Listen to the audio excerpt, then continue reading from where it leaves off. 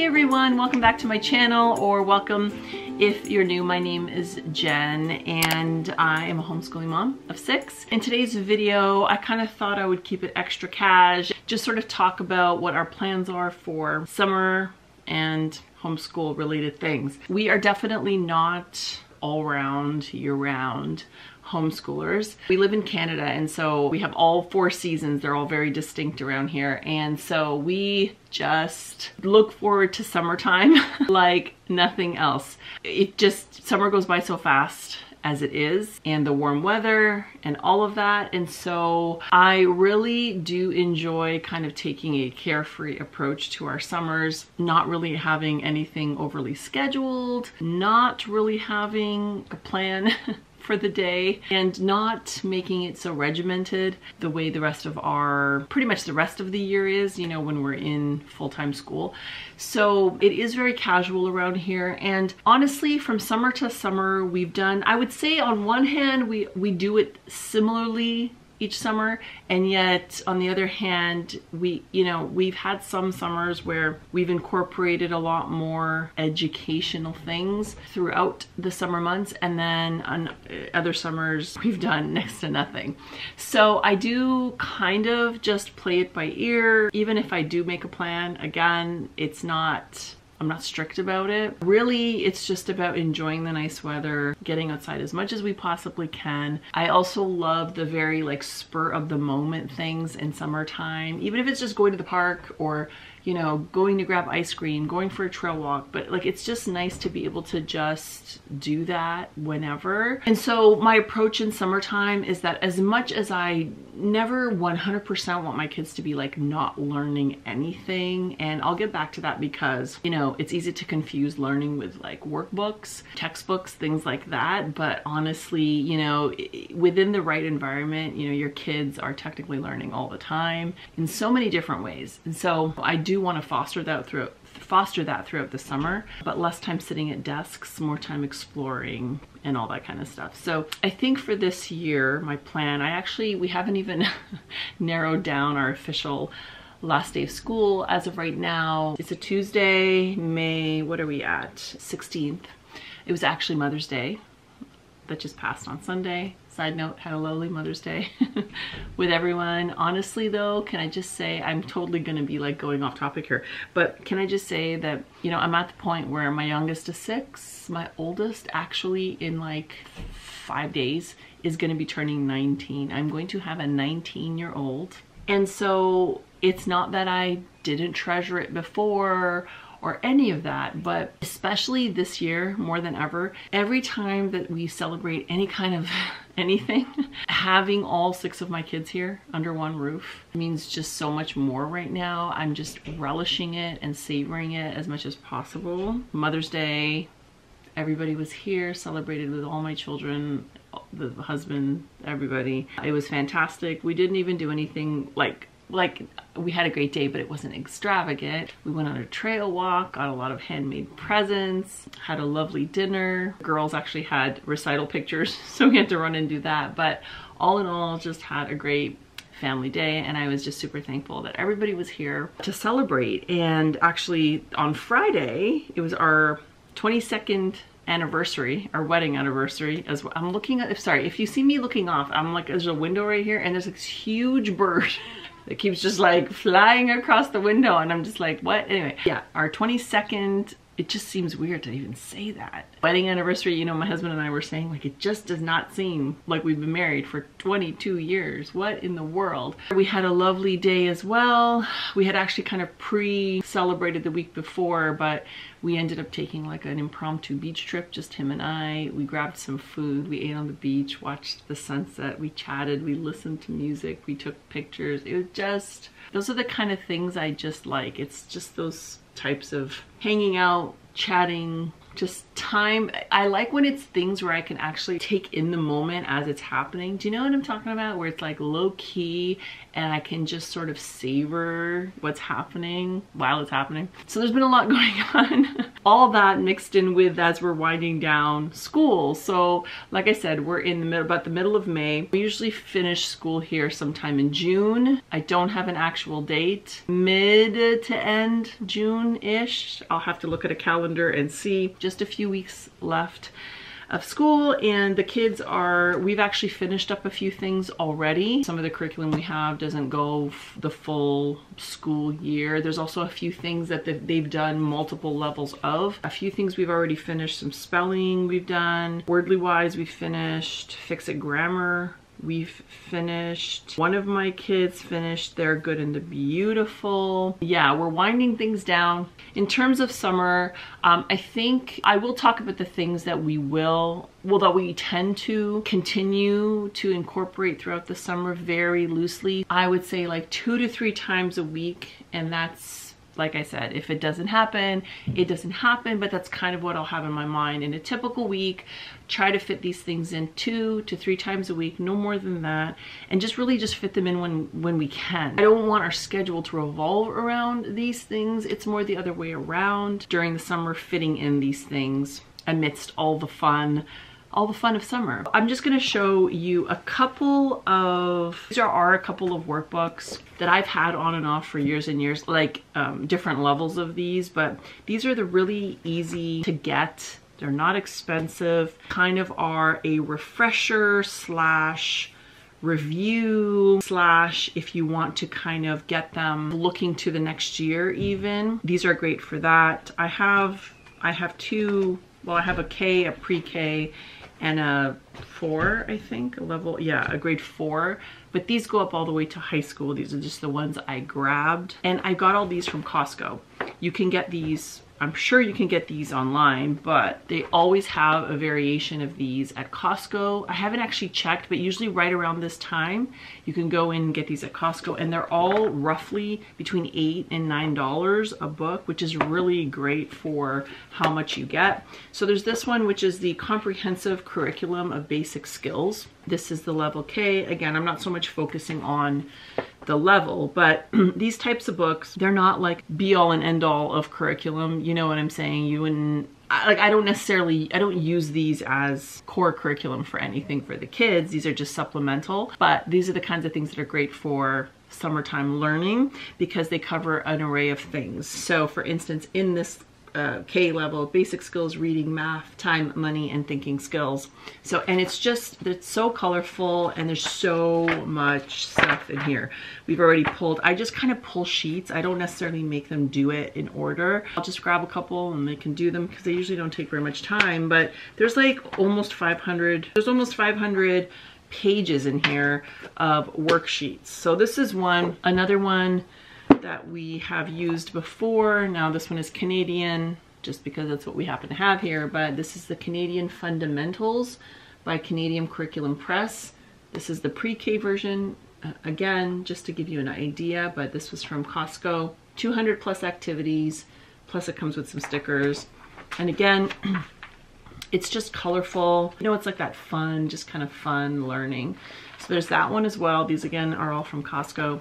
And then this one is the Complete Canadian Curriculum. This is the grade 4. So math, English, social studies, and science. Almost 400 pages in here.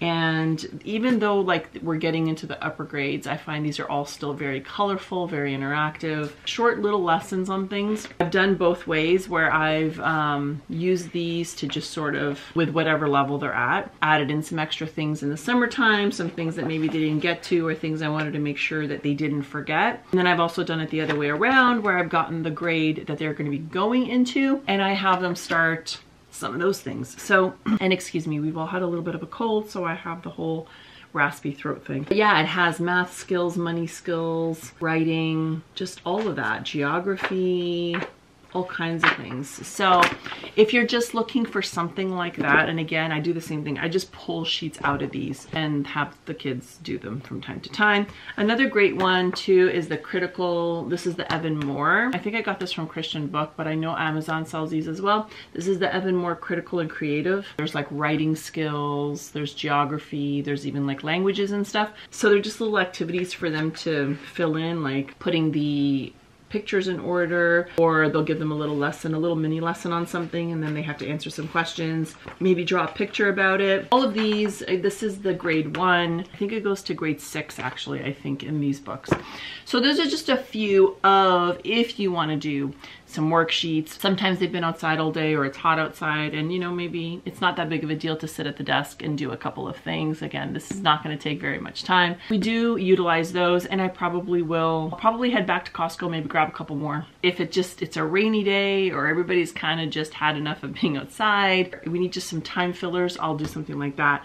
Aside from that, another thing that we do tend to try to do a little bit of during the summertime is math. Most of my kids do teaching textbooks, with the exception of my 6-year-old and my 10-year-old. They're both doing the Good and the Beautiful math. That's one of those things where I won't necessarily have them do it every single day. So like maybe Monday, Wednesday, Friday, if possible. If we miss a day, we miss a day. I do like to keep them up on math. I find math is one of those where it can be very easy to forget. I mean, sometimes you need to, I get it, but I kind of despise using like that first month of homeschooling, just feeling like you're catching up. If you don't need to do that, I'd rather not. And again, 3 lessons a week, not that big of a deal. It's about a half an hour that it takes them to do it. So I will probably have them continue on the math throughout the summer. And then there's extra things that we do that would be considered educational, but again, not sitting at the desk, not like formal homeschooling. But I do plan on continuing some read alouds. That's just something that's enjoyable for everybody. I can already tell, because I had bought some books at the beginning of the year for read alouds, and I can already tell that we're not going to get through all of them by the time we're done this homeschool year.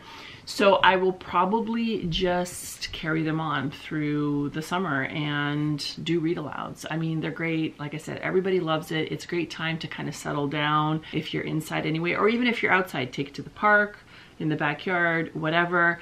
We will definitely continue doing read alouds, trips to the library so the kids can take out books. Every so often I am buying them some books as well, because reading is a big one that I've talked a lot about reading, and if you've been around my channel for a long time, then you'll know my kids are they're really big readers. It's just kind of the atmosphere we've fostered here in the house from when they were little. So I don't really have to force them to read. They just love to read. And so I just try to have as many resources as they can. Okay, my memory card ran out of space. So I think I got it where it was. But all I was trying to say was that reading is big in my house. My kids read regardless. During the summertime, we try to take extra trips to the library. So that'll definitely be something that, you know, they just on their own will continue doing in the summertime as well. Oh, and then something else that, again, will kind of just be like loose. I'm not going to be strict about it, but I'm trying to think of 4. Yeah, my four youngest kids, they still write in their journals. Like, they still draw and write in journals. That's one of those things where we've done it some summers, and some summers we haven't. But the more I think about it, I do like the thought of them continuing to journal in the summer, because, you know, a lot of times in the summer you're doing a lot of fun things and then you're not recording it. And they love looking back at old journals that they've written in and drawn in and stuff. So a lot of times I pack those up at the end of the year, but I think I'm going to leave those out and just give them an opportunity to record things that we do, fun places we go, things that we do throughout the summer, activities and stuff like that, so they can kind of keep that going through the summer months. And then alongside that, their personal devotionals as well. We do a family devotional in the morning, but each of them have like personal devotions as well. Those will be keeping out also, so they can start their day. It's just kind of a habit at this point. It's just sort of just how their day flows, and they're so used to it that I guess it's sort of it is part of homeschooling, but like it's not. That will be staying out as well, that they can do their individual devotions throughout the summer. And then aside from that, it's just all the extra fun things. So we will continue watching some of our animal shows and documentaries. My kids just love all that, and I've talked about that before. We incorporate that throughout the school year, about, you know, twice a week. We watch a little bit of a nature/animal documentary or show. And so we'll probably continue doing that. And then aside from that, it's like we always try to use summertime to go to the zoo, go to the Science Center, museum, like the Royal Ontario Museum. We have the aquarium in Toronto. Those are pretty much the big ones that we try to go to, in, you know, if we're talking about educational type things. Those are all things we try to do throughout the summer. That's pretty much it. Again, it's more about fitting it in when we can. It's not resorting to, like, I'm okay with my kids being bored, like that's the thing. I don't know, maybe I'm gonna go off on a tangent, but I am completely fine with my kids being bored.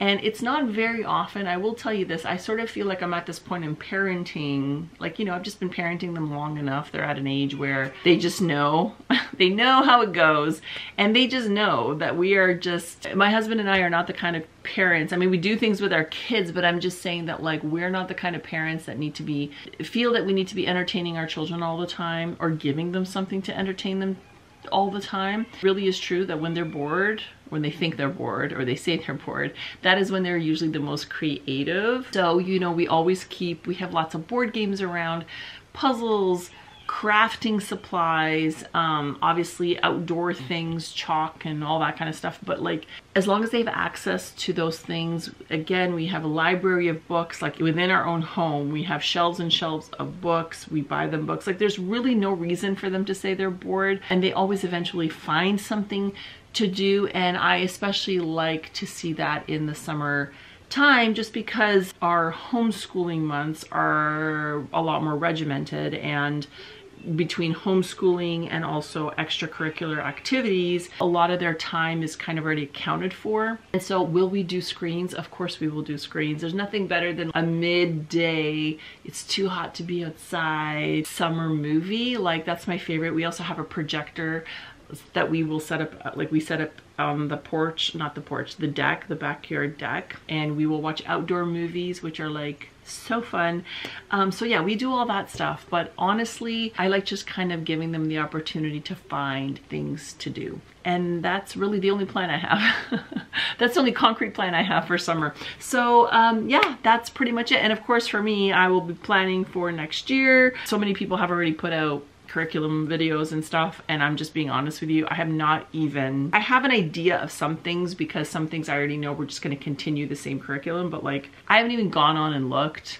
I haven't even made a list. I'm trying to focus on this year and finish as strong as possible. And then usually when summer hits, those first few weeks, I need to relax. Like, I need to chill just as much as the kids do. You know what I'm talking about? And so that's just how it's always been for me. I am not an early homeschool planner. I'm just not. So hopefully I will be able to put out some of those videos for you guys. But I also did talk about how my intention is not to go crazy buying a whole bunch of new curriculum. We shall see. But if you're interested in me showing you what our plans are for next year, I would be more than happy to make those videos. So anyway, I know this was very chatty, but I just kind of wanted to do like an update, let you know what our plans for summer was, and I hope you guys enjoyed this video. So on that note, thank you for watching. If you're new, I would love for you to subscribe and thumbs up this video if you enjoy homeschooling content. Say hi in the comments, and I will see you guys in my next video. Bye.